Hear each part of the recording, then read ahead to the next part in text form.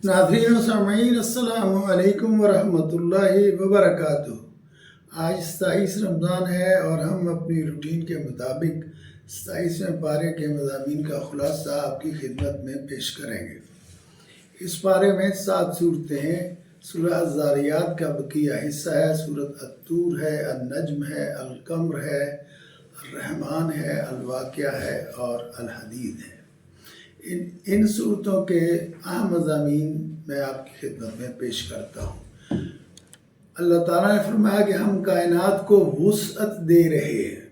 ये चूँकि साइंसी बात है, इसलिए इसको ज़रा तवज्जो से इस पर गौर करना चाहिए। अल्लाह ताला फरमाते हैं वस्समा बनैनाहा बिअयदिन व अन्ना लमूसिऊन। इस आसमान को हमने अपने हाथों से बनाया और हम इसे वुसअत दे रहे हैं। तो आज की साइंस ये बताती है कि कायनात जो है मुसलसल फैल रही है और ये जितनी हमारे ऊपर कहकशाएँ हैं ये हर वक्त फैलती रहती हैं, उनकी तादाद बढ़ती रहती है। तो इसलिए इस तरफ अल्लाह ताला ने इशारा किया जिसकी आज हमें साइंस ने बताया है। वल अर्द फरशनाहा फनिअमल माहिदून। ये हम हैं जिन्होंने ज़मीन को तुम्हारे लिए हमवार पैदा किया है। मिन कुल्लि शैइन खलकना ज़ौजैन लअल्लकुम तज़क्करून। हमने हर चीज़ को जोड़ा जोड़ा पैदा किया है। उसमें एक हिकमत ये है कि ताकि उसकी नस्ल का तसलसल जारी रहे। ये सारी बातें कहने के बाद अल्लाह ताला ने फरमाया फ़फ़िर्रू इलल्लाह, अल्लाह की तरफ दौड़ो। इन्नी लकुम मिन्हु नज़ीर मुबीन। ये पैगम्बर जो है वो कहते हैं कि मैं तो तुम्हें सिर्फ डराने वाला हूँ। सूरह अज़्ज़ारियात ही में अल्लाह ताला ने एक मुख्तसर जुमले में बहुत बड़ी बात अल्लाह ताला ने फरमाई है। फरमाया वमा खलक़तुल जिन्ना वल इंसा इल्ला लियअबुदून, कि हमने जिन्नों और इंसानों को इसके सिवा किसी और मकसद के लिए पैदा नहीं किया कि वो हमारी इबादत करें। इसमें आज के जदीद दौर का एक बहुत बड़ा मसला है और वो ये है कि इंसान क्या है, इंसान की माहियत नौइयत क्या है और उसका मकसद ज़िंदगी क्या है। तो ये कोई मामूली बात नहीं है कि इंसान के बारे में ये फ़ैसला करना कि उसकी नौइयत क्या है और उसका मकसद ज़िंदगी क्या है। तो आजकल तो हर चीज़ जो है वो बेमकसद जा रही है और उस इंसान का मकसद ज़िंदगी बताना। और अल्लाह ताला ने फरमाया इल्ला लियअबुदूनी, कि वो मेरी इबादत करें। इबादत में हर तरह की परस्तिश शामिल है और उसमें इताअत भी शामिल है।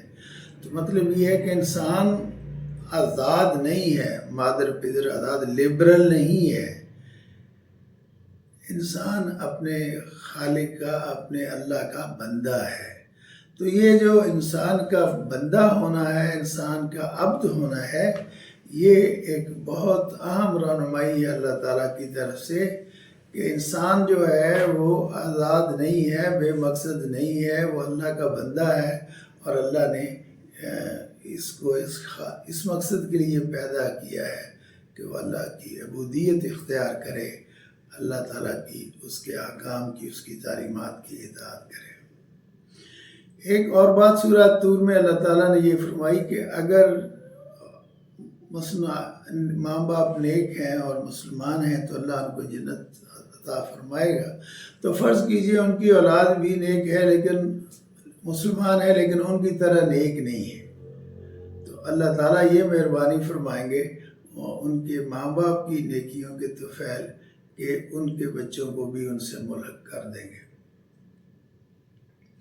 और उनको उनसे मिला देंगे।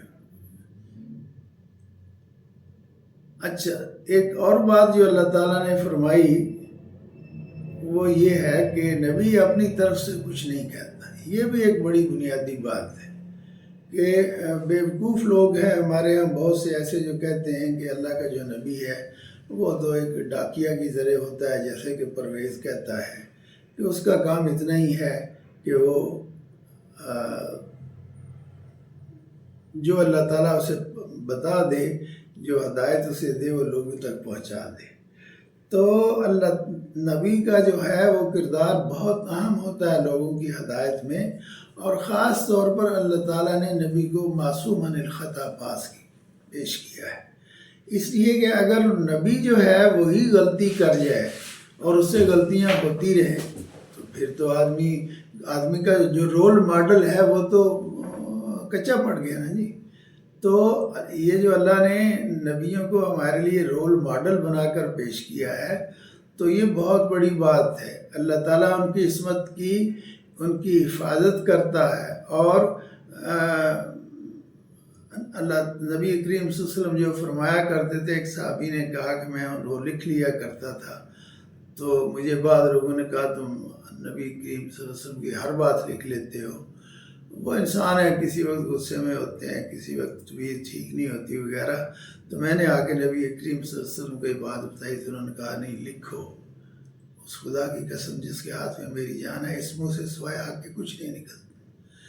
اور اس بات کو اللہ تعالیٰ نے فرما دیا سورہ النجم میں، فرمایا وما ینطق عن الہویٰ، یہ پیغمبر جو ہے اپنے خواہش نفس سے کچھ نہیں کہتا ہے، ان هو الا وحی یوحی، وہ وہی کچھ کہتا ہے جو اس کی کہ اسے وحی کی گئی ہے۔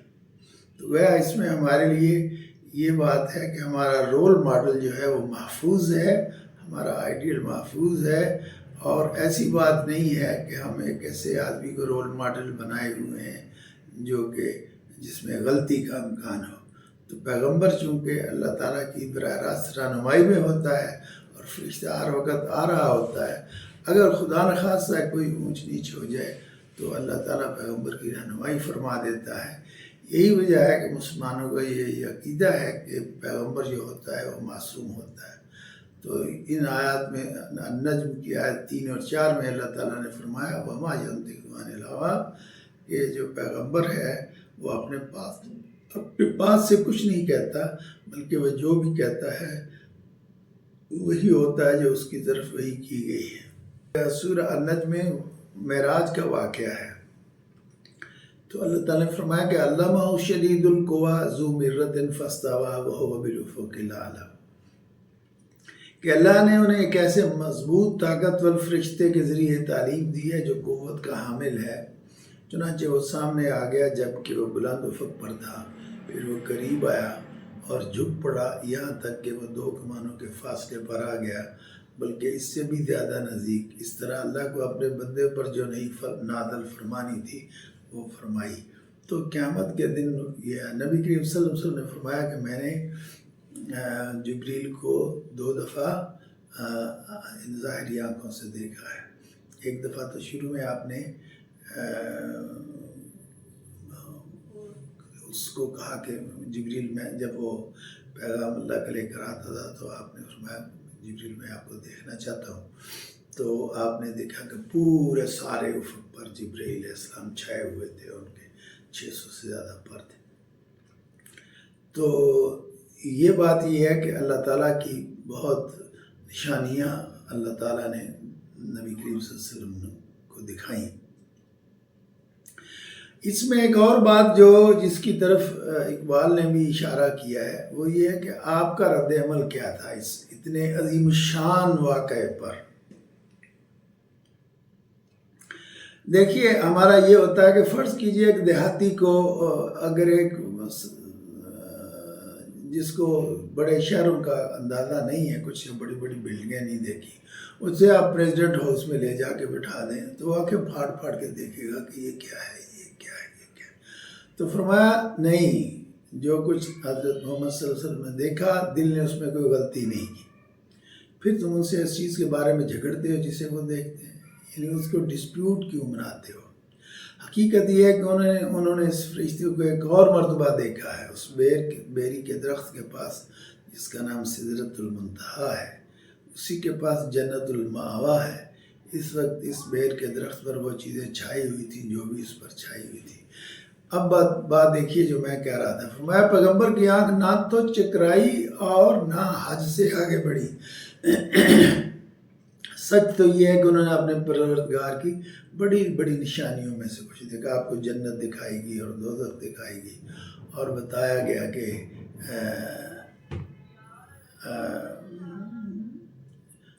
یہ اللہ کی آیات ہیں اور ان کا کیا اثر جو ہے انسان کی زندگی پر پڑنے والا ہے۔ ایک اور رسول اللہ نے جو یہاں بتایا وہ یہ ہے کہ وَأَنَّ لَيْسَ لِلْإِنسَانِ إِلَّا مَا سَعَى، آدمی کو وہی کچھ ملتا ہے جس کے لیے اس نے کوشش کی ہو۔ تو جو آدمی خیر کی راہ میں کوشش کرے گا اسے خیر ملے گا، جو برائی کی راہ میں چلے گا اسے برائی ملے گی۔ اور اسی لیے اللہ تعالیٰ نے فرمایا وَأَنَّ سَعْيَهُ سَوْفَ يُرَىٰ، تو جو کچھ وہ کرتا ہے ایسا نہیں ہے کہ اسے کوئی دیکھ نہیں رہا ہے، اسے اس کو پتہ نہیں ملے گا، بلکہ ہم اس کو دیکھ رہے ہیں۔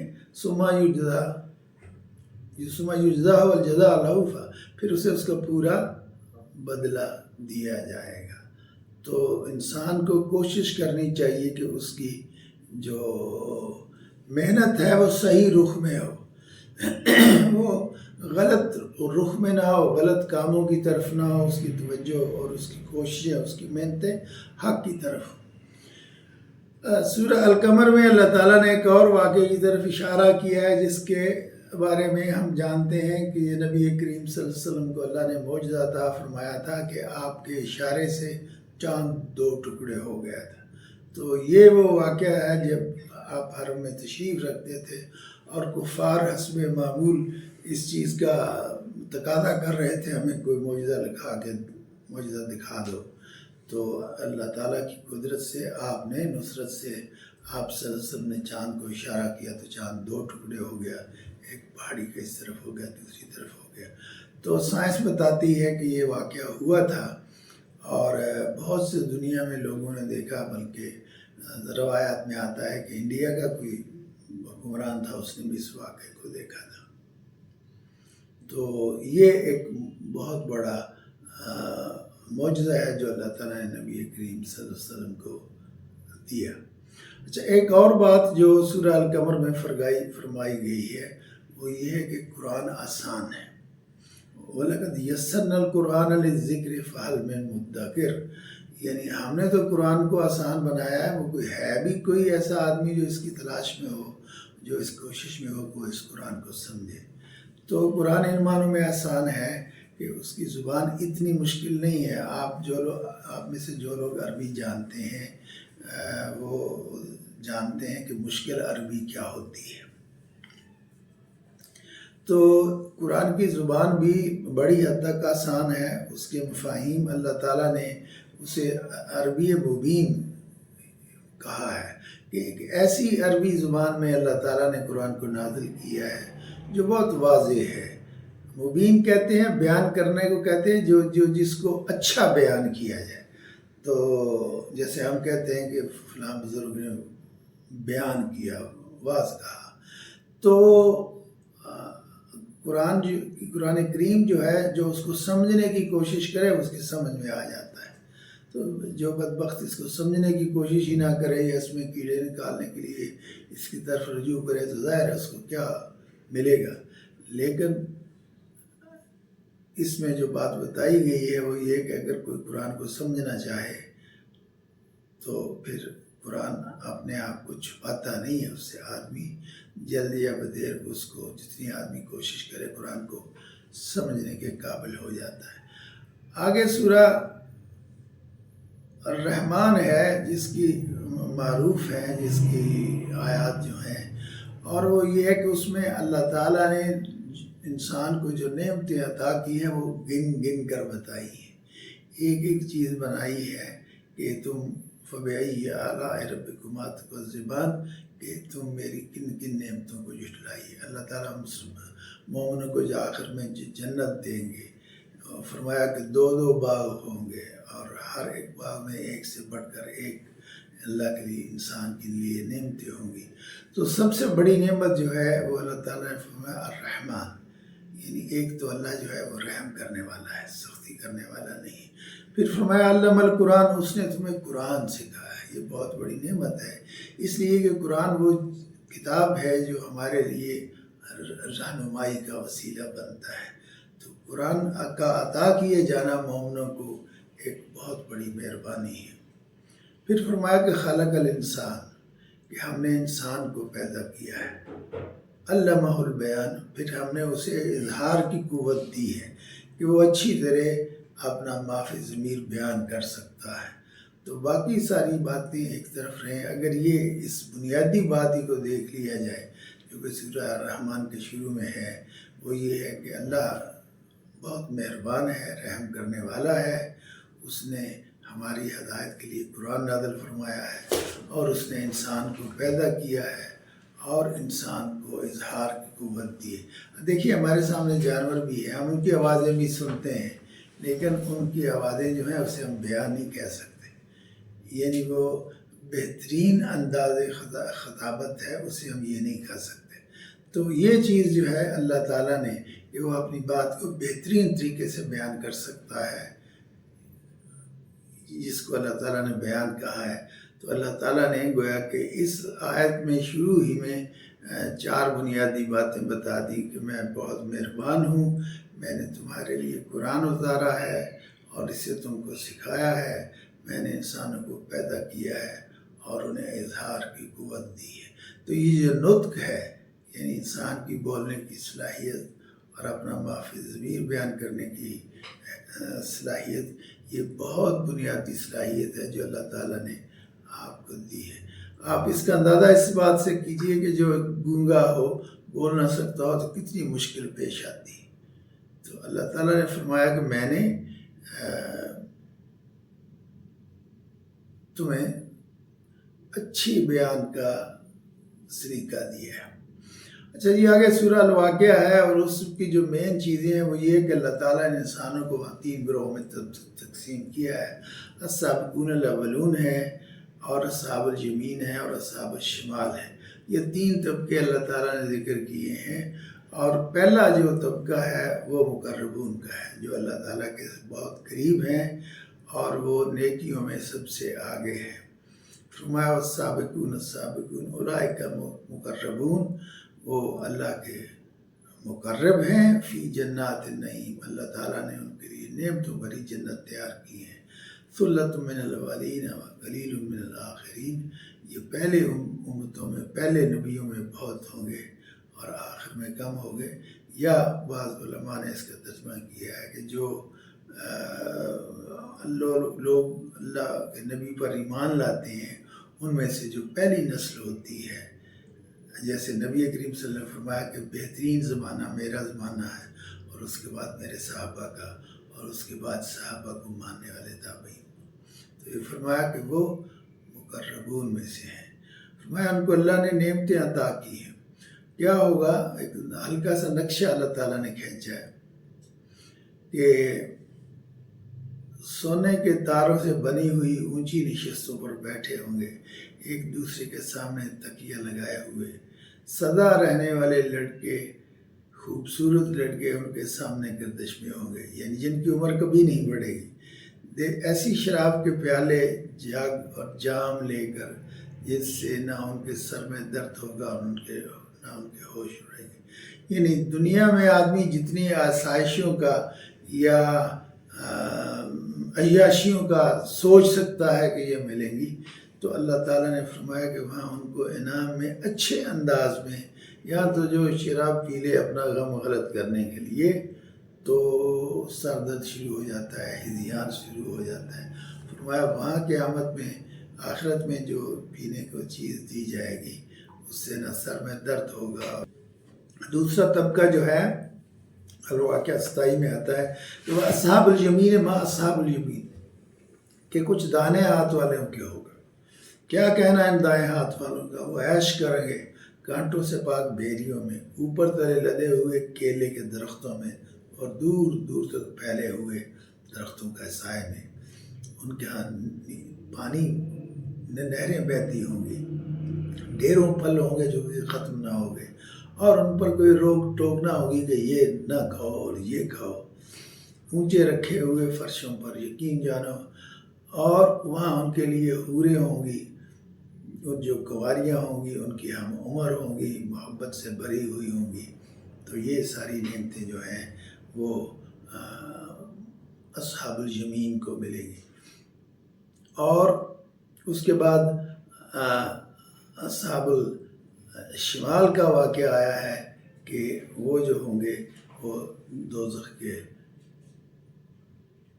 دوزخ کی مشکلات کا سامنا کریں گے. پینے کو ابلا ہوا پانی دیا جائے گا اور کھولتا ہوا پانی ہوگا، اور جو ان کی آنتیں چیر دے گا، اور آگ ہوگی بہت لمبے لمبے ستونوں والی. تو مطلب یہ ہے کہ جو دوزخیوں کے واقعات ہیں اس میں وہ سارے تفصیل سے اللہ تعالیٰ نے بتائے ہیں.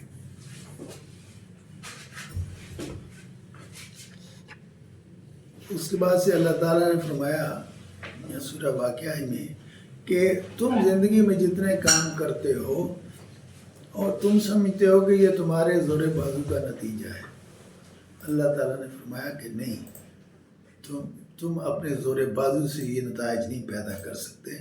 تم فعل تو انجام دے سکتے ہو لیکن اس کا نتیجہ تمہارے بس میں نہیں ہے. فرمایا افرأیتم ما تمنون انتم تخلقون ام نحن الخالقون، کہ تم اتنا ہی کر سکتے ہو کہ میاں بیوی ملتے ہیں، ہاں جی، لیکن اولاد پیدا کرنا تمہارے بس میں ہے نہیں. نحن الخالقون.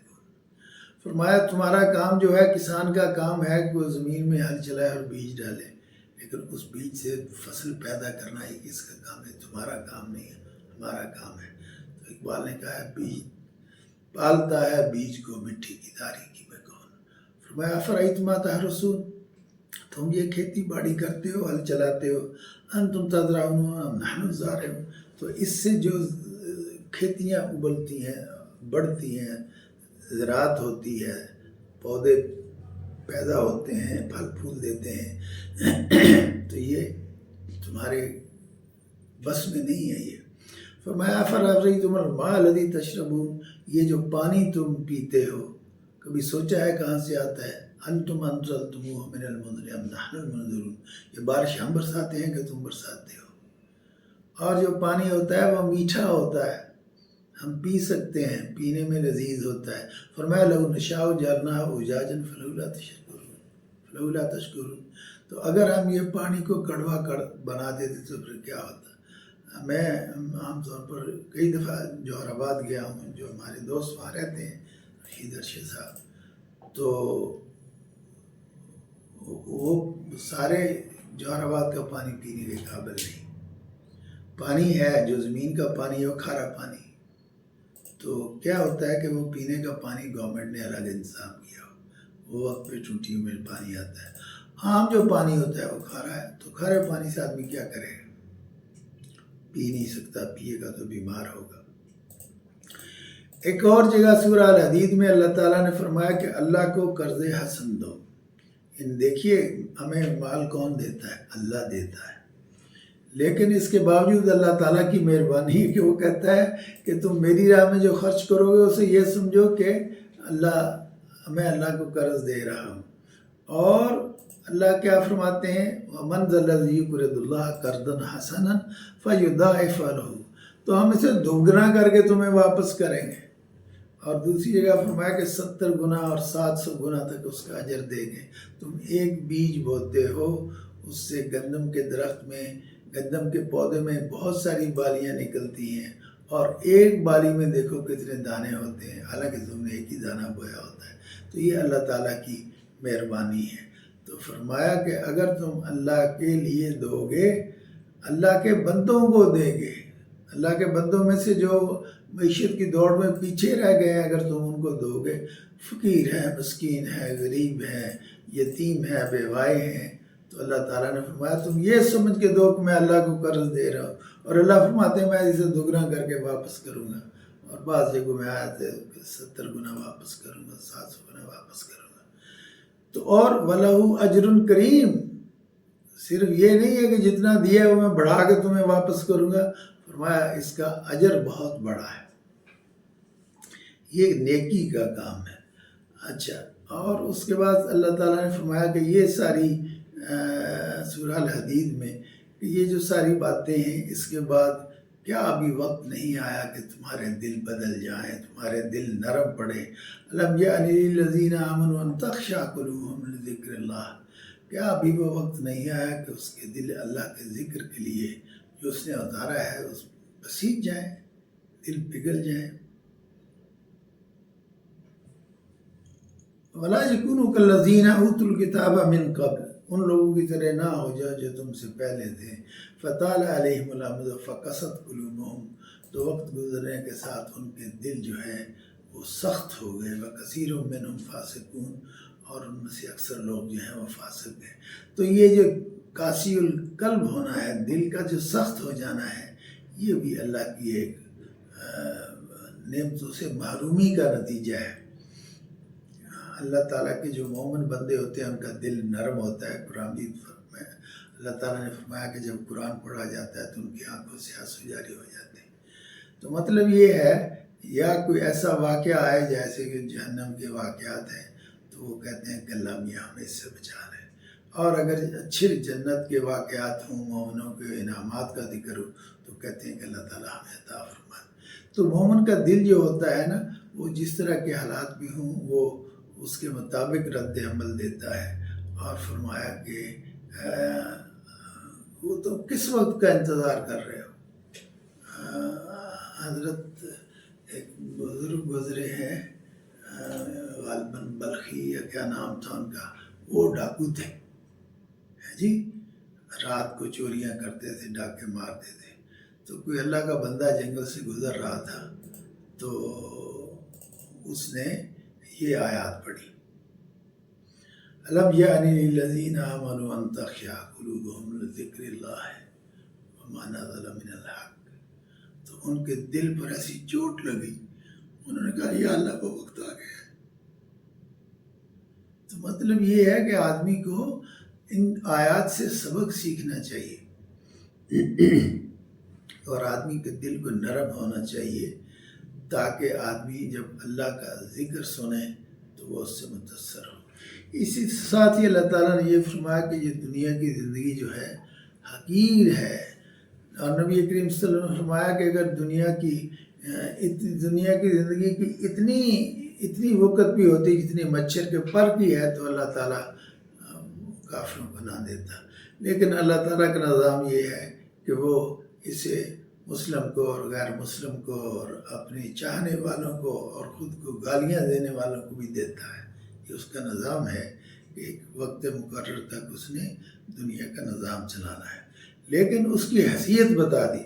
فرمایا الحدید 20 ہے یہ، اعلموا انما الحیات الدنیا لعب و لہو وزینۃ وتفاخر بینکم وتکاثر فی الاموال والاولاد۔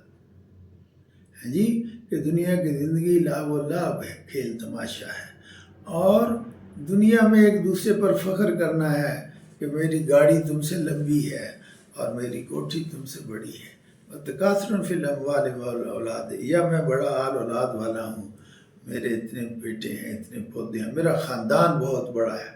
تو فرمایا یہ دنیا کی زندگی جو ہے حقیر ہے، اور آخر میں پھر فرمایا فی الآخرۃ عذاب شدید ومغفرۃ من اللہ ورضوان وما الحیاۃ الدنیا الا متاع الغرور۔ یعنی اس کے شروع میں بھی کہا کہ اعلموا انما الحیاۃ الدنیا لعب و لہو وزینۃ وتفاخر بینکم وتکاثر فی الاموال والاولاد، اور آخر میں فرمایا وما الحیاۃ الدنیا الا متاع الغرور، کہ دنیا کی زندگی کیا ہے، دھوکے کے سامان کے سوا کچھ بھی نہیں ہے، اور آخرت جو ہے وہ پائیدار ہے اور اس کے اچھے اثرات فرمائیں گے۔ پھر فرمایا کہ قیامت کے دن اللہ تعالیٰ جو ہے وہ مومنوں کو نور دے گا، چونکہ اندھیرا ہوگا تو مومنوں کو جو نور ملے گا اس کی روشنی میں وہ چل سکیں گے۔ فرمایا یوم تری المؤمنین والمؤمنات یسعی نورہم بین ایدیہم، کہ وہ ان کے سامنے نور چل رہا ہوگا، وبایمانہم، اور دائیں طرف بھی ان کے نور ہوگا۔ اس لیے مسلمان دعا کرتے ہیں کہ اللہ میاں ہمیں آخرت میں اس نور کی تکمیل فرمانا۔ بشراکم الیوم جنات تجری من تحتہا الانہار خالدین فیہا ذالک هو الفوز العظیم، اور تمہیں وہ جنت ملے گی اللہ کی بشارت سے جس میں نہریں جاری ہوں گی، جس میں تم ہمیشہ رہو گے، اور یہ بہت بڑی کامیابی ہے۔ میں دعا کرتا ہوں اللہ تعالیٰ سے کہ وہ ہمیں یہ توفیق دے کہ ہم رمضان کے اس عشرے میں طاعت راتوں سے استفادہ کریں اور اللہ تعالیٰ کی نعمتوں کو یاد کریں اور جن چیزوں سے اس نے منع کیا ہے ہم اس سے بچنے کی کوشش کریں۔ اللہ تعالیٰ مجھے اور آپ کو قرآن حکیم پر عمل کرنے کی توفیق عطا فرمائے۔